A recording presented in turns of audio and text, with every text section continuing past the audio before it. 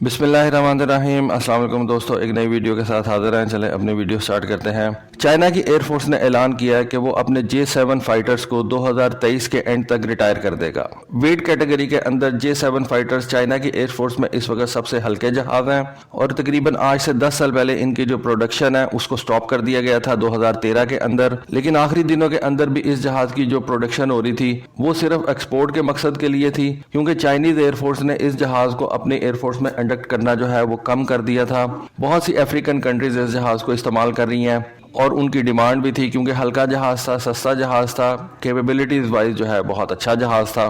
तो इस वजह से 2013 तक इस जहाज के एक्सपोर्ट ऑर्डर्स जो हैं वो चाइना को मिलते रहे, लेकिन चाइनीज एयरफोर्स इन जहाज़ों को अपने लिए तैयार नहीं करती थी। 2010 तक चाइनीज एयरफोर्स के पास इस तरह के तकरीबन 400 जहाज जो थे वो एक्टिव थे, लेकिन फिर आहिस्ता आहिस्ता इन जहाज़ों का नंबर जो है वो कम होता गया। उसकी रीज़न ये थी कि चाइना ने अपने कुछ बेहतर जहाज़ों की प्रोडक्शन जो है उसको स्टार्ट कर दिया था, खासतौर पर फ्लैंकर जहाज़ जो उसने रशिया से हासिल किए थे। उसके अलावा J10 जहाज़ की प्रोडक्शन और उसकी मॉडर्नाइजेशन जो थी वो भी फुल स्विंग के अंदर थी। तो इस वजह से चाइना ने इन जहाज़ों की इंडक्शन अपनी एयरफोर्स के अंदर जो है वो ऑलमोस्ट स्टॉप कर दी थी। इस वक्त चाइना दुनिया के ऐसे ममालिक में शामिल है जो कि तेजी से नए फाइटर जेट्स अपनी एयरफोर्स के अंदर इंडक्ट कर रहा है, और जितनी स्पीड से चाइना अपनी एयरफोर्स के अंदर नए जहाज इंडक्ट कर रहा है, आई डोंट थिंक सो कि दुनिया का कोई और कंट्री इतनी तेजी से नए जहाज अपनी एयरफोर्स में इंडक्ट कर रहा है। J7 जहाज बेसिकली 1960 की दहाई में बनने वाले सोवियत यूनियन के MiG-21 फिशबैट की एक कॉपी है, जिसको चाइना अपने मुल्क के अंदर अंडर लाइसेंस तैयार करता है। 60 की दहाई में MiG-21 सोवियत यूनियन का सबसे कैपेबल फाइटर जेट था।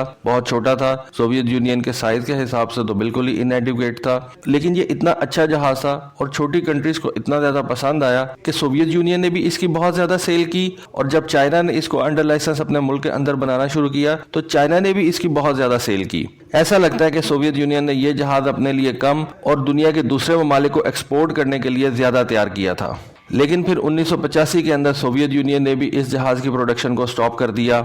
बहुत से ममालिक को ये MiG-21 जहाज सेल किया गया, इंडिया को, क्यूबा को, रोमानिया को, इजिप्ट को, सीरिया को। लेकिन 1985 में इस जहाज की प्रोडक्शन जो है वो स्टॉप कर दी गई। चाइना ने अपने J7 जहाज की प्रोडक्शन को जारी रखा और 2013 तक ये जहाज चाइना के अंदर तैयार होते रहे। लेकिन इस बात से आप ये अंदाजा भी लगा सकते हैं कि चाइना के अंदर तैयार होने वाले J7 जहाज जो थे वो ज्यादा बेहतर प्रोडक्शन टेक्नोलॉजीज के साथ जो है वो प्रोड्यूस किए गए थे। जब अमेरिका और सोवियत यूनियन के दरमियान कोल्ड वॉर चल रही थी, उस वक्त भी चाइना ने अपने ये J7 जहाज तैयार करना शुरू कर दिए थे और इनकी एक्सपोर्ट दुनिया के बहुत से ममालिक को शुरू हो गई भी थी, मसलन ईरान को, अल्बानिया को, इजिप्ट को, पाकिस्तान को, इराक को। मसलन मैं आपको एक बात बताता हूँ कि पाकिस्तान ने 80 की दहाई में ये जो F7 जहाज लेना शुरू किए थे चाइना से, उनको पाकिस्तान ऑलमोस्ट आज तक जो है वो अब रिटायर कर चुका हुआ है। इस वक्त पाकिस्तान एयरफोर्स के अंदर जो F7 जहाज मौजूद हैं वो रिलेटिवली लेट 90s के अंदर हमने परचेज किए थे।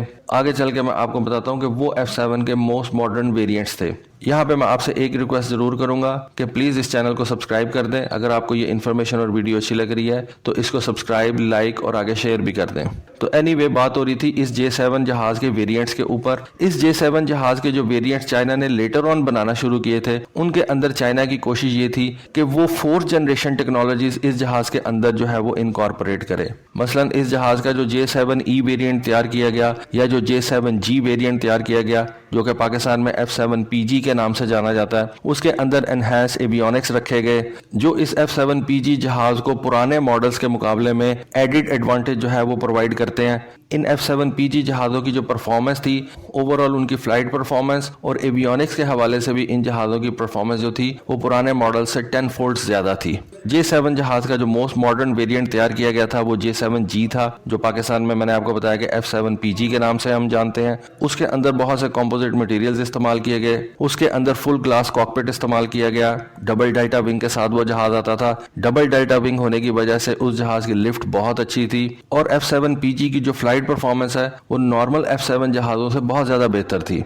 F7PG जहाज के अंदर मॉडर्न हार्ड लगा हुआ है, होटास यानी कि hand on throttle and stick, इसके अंदर टेक्नोलॉजी इस्तेमाल की गई, हेलोन माउंटेड साइड इस्तेमाल की गई, रेडार क्रॉस सेक्शन इसका जो फ्यूजलाज था उसका कम किया गया। और बेसिकली चाइना ने कोशिश की कि इस जहाज के अंदर 4th जनरेशन वाली टेक्नोलॉजी जो है उनको इनकॉर्पोरेट किया जाए। जब चाइना ने इस J7 जहाज की प्रोडक्शन लाइन को बंद किया यानी कि 2013 के अंदर, तब तक चाइना का अपना 5th जनरेशन वाला J20 जहाज जो है उसने फ्लाई करना शुरू कर दिया था। और उसी वक्त ये बात समझ में आ गई थी कि अब चाइना इस जहाज को जो है वो फेज आउट कर देगा। जब J-20 जहाज चाइना ने बना लिया तो फिर J-7 जहाज की जो है वो कोई तुक नहीं बनती थी अपनी एयरफोर्स में रखने की, लेकिन नंबर्स पूरा करने के लिए चाइना को ये जहाज काफी साल चलाना पड़ा, क्योंकि ये एक सस्ता जहाज था। पायलट्स और इंजीनियरिंग क्रू की ट्रेनिंग के लिए इस जहाज को फ्लीट के अंदर रखा गया, ताकि जब तक मोर मॉडर्न जहाज जो है वो चाइना के पास ज्यादा नंबर में नहीं आ जाते तब तक इस जहाज के साथ अपनी एयरफोर्स को चलाया जा सके। J-7 जहाज की जो सबसे बेस्ट चीज एयरफोर्सेज को लगती है वो इसकी लो ऑपरेशनल कॉस्ट है, जिसकी वजह से ये एयरफोर्सेज अपने पायलट्स को ज्यादा देर तक हवा में रख सकती हैं, अपने पायलट्स का जो एवरेज कॉकपिट टाइम है उसको इंक्रीज कर सकती हैं। ये जो J-16 और J-20 जैसे जहाज हैं ये काफी ज्यादा महंगे जहाज हैं, इनकी ऑपरेशनल कॉस्ट काफी ज्यादा है। इवन J-10 की भी जो ऑपरेशनल कॉस्ट है वो J-7 जैसे जहाजों के मुकाबले में काफी ज्यादा है। ठीक है, कैपेबिलिटीज के अंदर बहुत ज्यादा फर्क आ जाता है, लेकिन कॉस्ट के हवाले से ये जहाज जो है वो बहुत जबरदस्त है। अब इस जहाज को क्यों रिटायर कर दिया गया? देखें, सीधी सी बात है, छोटा जहाज है, लाइट वेट कैटेगरी का है, बहुत ज्यादा इसकी रेंज नहीं है, इसके अंदर बहुत मॉडर्न मिसाइल्स जो है वो नहीं आप लगा सकते। मसलन बियॉन्ड विजुअल रेंज वाले बहुत बड़े बड़े मिसाइल जैसे कि PL-15 आप इसके साथ नहीं लगा सकते। इसका जो रेडार है वो बहुत ही छोटा है, और आजकल एयरफोर्सेज जो है वो ज्यादातर इलेक्ट्रॉनिकली स्कैंड एरे रेडार्स के ऊपर जा रही हैं। मसलन एयरफोर्सेज अपने जहाजों के अंदर AESA रेडार्स लगा रही हैं, इसके अंदर AESA रेडार नहीं लग सकता, और इसकी जो वेपन्स पेलोड कैपेसिटी है वो बड़े जहाजों से बहुत ही कम है। और उसकी रीजन ये नहीं है कि ये कोई जहाज बुरा है, बल्कि उसकी रीजन ये है कि ये एक लो वेट कैटेगरी का जहाज है। J-10 और J-16 के मुकाबले में अगर आप देखें तो वो बहुत बड़े जहाज हैं, और उस वजह से उनके अंदर कैपेबिलिटीज भी उस हिसाब से ही हैं। J-7 जहाज को मॉडर्न जहाजों से रिप्लेस करने से चाइनीज एयरफोर्स की जो फाइटिंग कैपेबिलिटीज हैं वो बहुत ज्यादा बढ़ जाएंगी। ठीक है, चाइनीज एयरफोर्स की जो ऑपरेशनल कॉस्ट है वो भी बढ़ जाएगी, लेकिन J-7 जहाज के मुकाबले में जो दूसरे जहाज चाइनीज एयरफोर्स इंडक्ट कर रही है, J-10, J-16, उनकी ऑपरेशनल कॉस्ट तो ज्यादा होगी, लेकिन फाइटिंग कैपेबिलिटीज चाइनीज एयरफोर्स की 10 फोल्ड्स बढ़ जाएंगी। लेकिन फिर भी अपने टाइम के अंदर J-7 एक बहुत ही ज्यादा सक्सेसफुल जहाज रहा। चाइना का सबसे ज्यादा एक्सपोर्ट होने वाला सिंगल इंजन सुपरसोनिक फाइटर था। इस जहाज के डिजाइन के और भी बहुत से वेरिएंट्स जो हैं वो हमारे सामने आए। मसलन J-8 जहाज जो है वो भी इस J-7 जहाज का ही वेरिएंट समझा जाता है। J-7 के डिजाइन को उन्होंने एनहेंस करके तो आप कह सकते हैं कि J-8 डिराइव किया था।